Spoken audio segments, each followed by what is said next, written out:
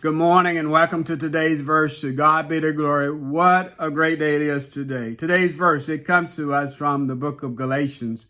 Galatians chapter 1 verse 10, and it says this. For do I now persuade men or God, or do I seek to please men? For if I still please men, I would not be a bondservant of Christ.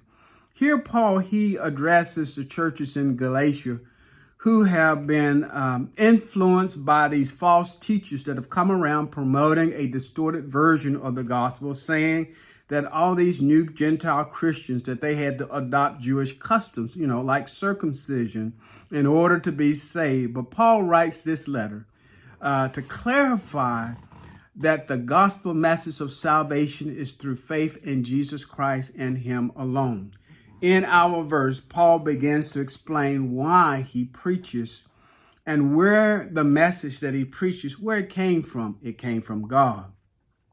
Paul is not seeking human approval, but to be a faithful servant of God and to only preach God's message by saying, if I were still pleasing people. Paul hints to his past life where he was a Pharisee, where he did indeed seek the approval of others. Now, however, as a servant of Jesus Christ, his purpose is to preach the gospel truthfully, faithfully, regardless of opposition or what others might think or want to hear.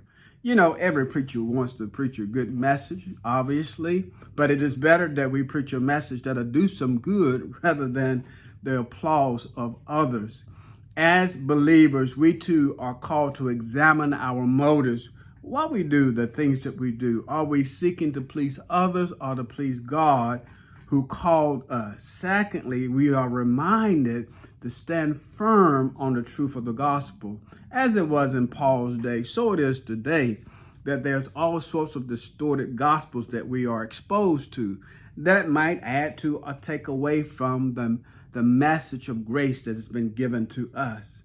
And lastly, we are called to find our identity in serving Christ rather than conforming to human expectations or praise. We are the Lord's servants. To God be the glory for the great things he has done. I pray that you would meditate upon this verse. It would be a word of encouragement to you as you go throughout your day. I pray that you would have a great day. Have a safe day. And then tune in again tomorrow. Yes, as we consider today's verse. Amen.